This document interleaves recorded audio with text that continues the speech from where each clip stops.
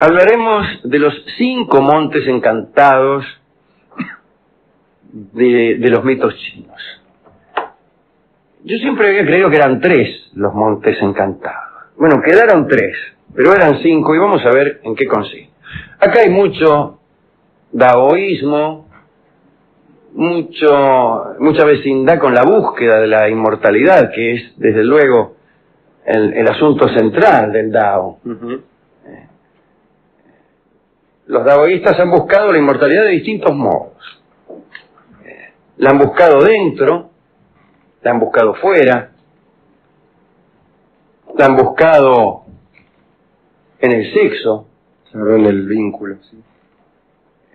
La han buscado con 2 clases de elixires, también el elixir externo y el elixir interno. La han buscado incluso con procedimientos un poco extraños, cuyo buen funcionamiento solo podía comprobarse cuando un cadáver se levantaba y salía caminando, que era una comprobación fehaciente de que alguien se había convertido en inmortal. Una exigencia probatoria cuasi popperiana. Sí, del mayor positivismo. Claro, sí, ciertamente, someter la misma muerte a una falsación. Y hoy hablaremos de una de las formas de buscar la inmortalidad. Y hay mezclados otros mitos junto con el Dao. Se ha dicho que al este del mar de Bohai, en el fondo de las aguas, había un valle llamado Guixu. Cerca de este valle subacuático flotaban 5 grandes montes encantados: el Taiyu, el Yuanjiao, el Fanhu, el Jinshu y Penglai. Eran extraordinariamente altos estos montes flotantes. Algunos mitógrafos calcularon las mediciones legendarias, las tradujeron a medidas modernas y estimaron en unos 15.000 kilómetros la altura de estos montes. Eran muy altos, verdaderamente. Calcúlese que el monte Everest tiene apenas 9 kilómetros de alto. Y es el más alto del mundo siempre y cuando uno no cuente estos montes precitados, que son no un poco más altos que el Everest, sino mucho más altos. Los 5 montes estaban alineados en el mar y entre cada uno había una distancia de 35.000 kilómetros de distancia. Nada cuesta calcular que el mundo de la cosmología china era bastante más grande que el que nos toca vivir, porque no hay nada en este mundo que esté a 35.000 kilómetros de distancia de nada. Ya que si para llegar a un lugar hay que recorrer 35.000 kilómetros, es porque es más fácil ir por otro. Lo que les quiero decir es que un círculo máximo es de 40 y tantos mil kilómetros.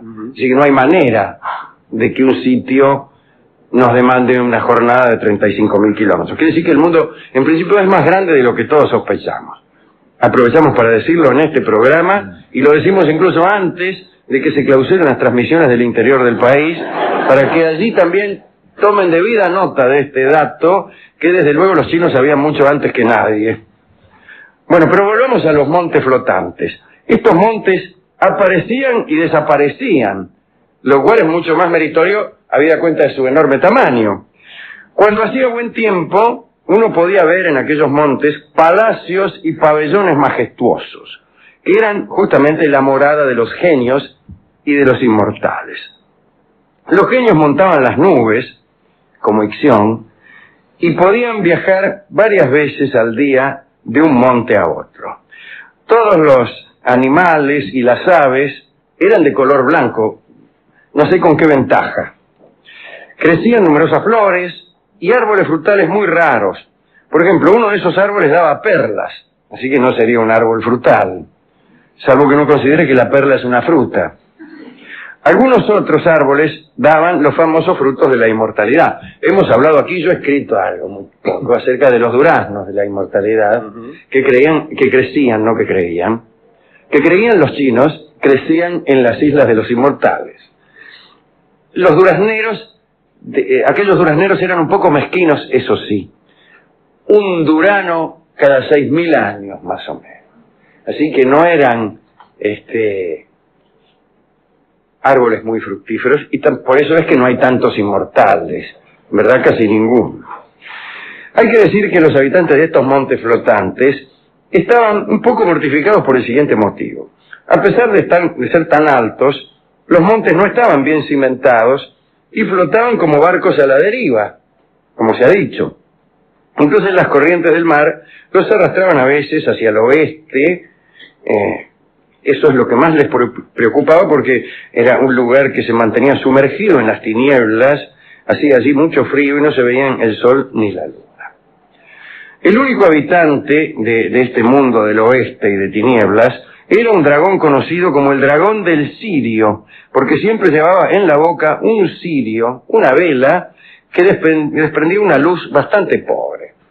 Es curioso que este dragón lleve una vela en la boca, parece más un chiste para cantar truco. Del monte bajó un dragón con una vela en la boca. Claro, sí, sí. O en la pampa legendaria donde relincha el peludo. Claro. Estaba el dragón del cirio con una vela en la boca. Bien. Entonces, ante esta situación flotante de los montes, ante el peligro de ir a parar allá al mar del oeste, los inmortales que vivían en aquellos montes se quejaron al soberano del cielo, y el soberano del cielo encargó a uno de sus funcionarios, el famoso Yu Jiang, el dios de los mares, que resolviera el problema. Yu Jiang envió 15 tortugas gigantes. He aquí cómo resolvió el problema, atención. Este funcionario envió 15 tortugas gigantes para que cargaran a cuestas los montes. Debían ser muy grandes las tortugas, ya que se trataba de montes de 15.000 kilómetros de alto. Un buen tamaño es el tamaño del mundo. Pero bueno, no lo sé. Estas tortugas tenían como función ponerse a cuestas cada uno de los montes y quedarse siempre en el mismo lugar para que los montes no anduvieran derivando. Con el fin de que no escaparan al sentirse fatigadas, Yu Jiang las dividió en 3 turnos de trabajo a las tortugas, turnos que se alternaban cada 60.000 años. Es obvio que una tortuga, por gigantesca que fuere, al cabo de 60.000 años de sostener un monte de 15.000 kilómetros de altura en el lomo, empieza a fatigarse o acaso a aburrirse. Sobre todo. Entonces es allí donde aparece la otra tortuga, el relevo.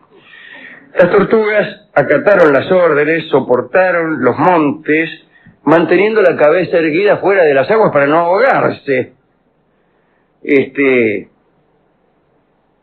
De ahí en adelante los montes permanecieron estables, y entonces sus moradores, es decir, los genios y los inmortales, se tranquilizaron. Pero vino a suceder algo inesperado.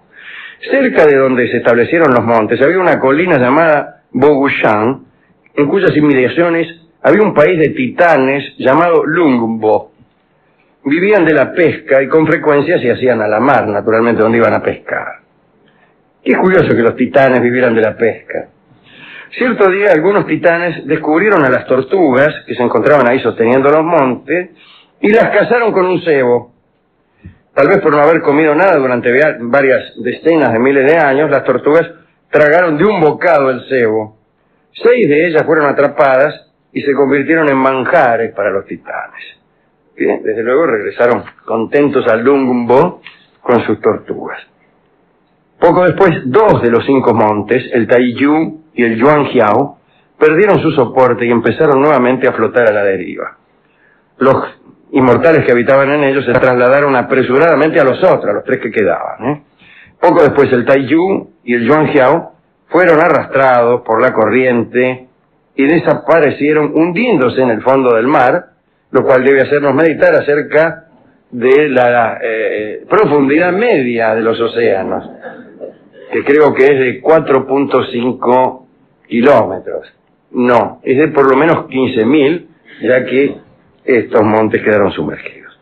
Este incidente provocó el enojo del soberano del cielo, que castigó a los titanes reduciéndoles el tamaño.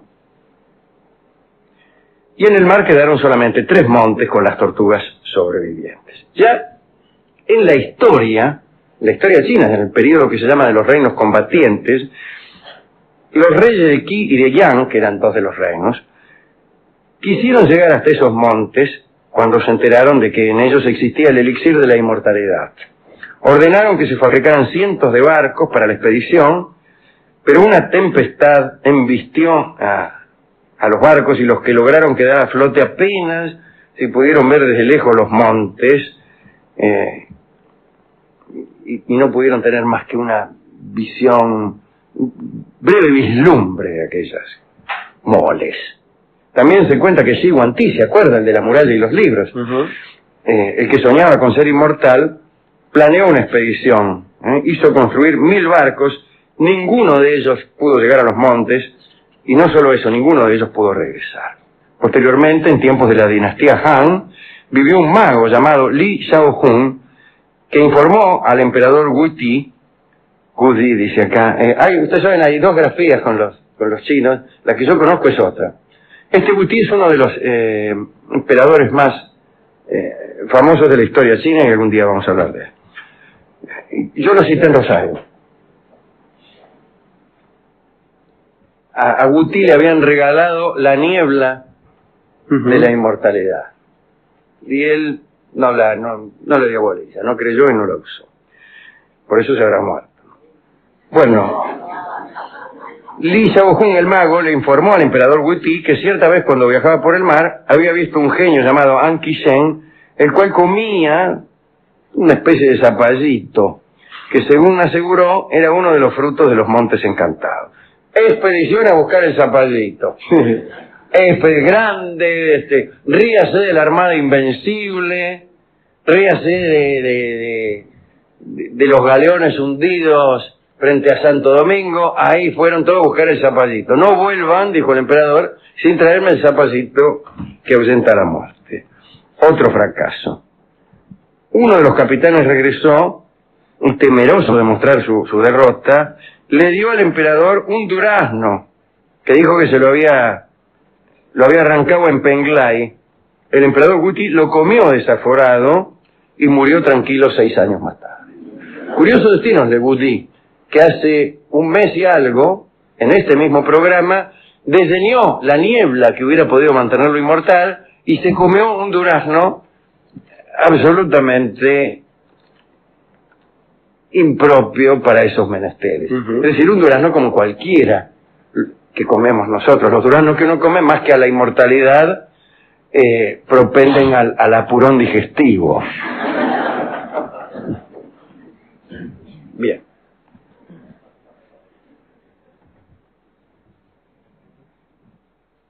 ¿Qué pasará cuando uno come un durazno de la inmortalidad, pero verde?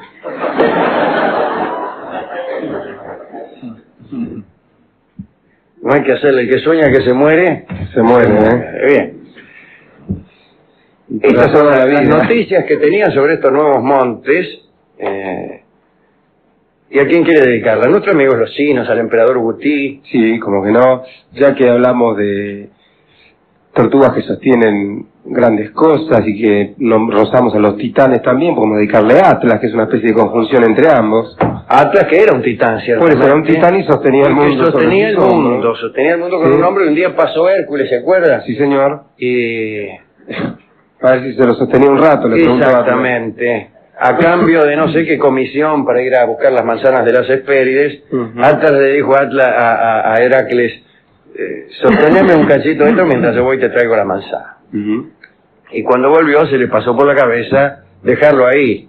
Yo no lo agarro más. Bueno, dijo Heracles, me voy a quedar. Pero dije, a ver, sosteneme un cachito que me voy a poner un almohadón.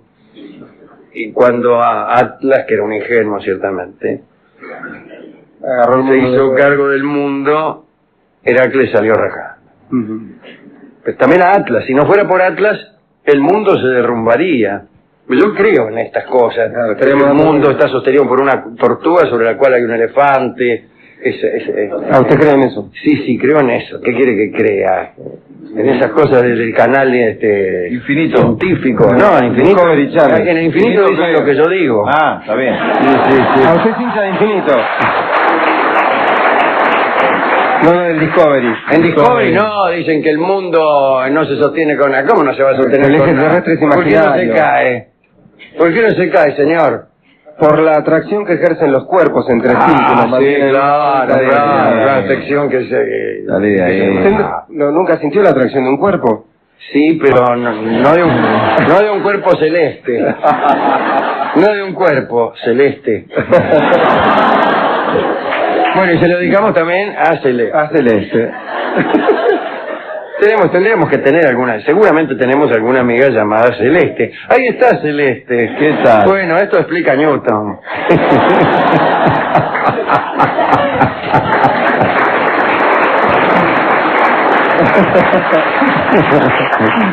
Bueno, hemos ido a la discoteca para encontrar algún disco acerca de estos 5 montes o de estos 3 montes, que son los 3 que quedan, y en los cuales los sinos, supongo yo, todavía seguirán buscando la inmortalidad, aunque no parecen muy interesados los que yo conozco.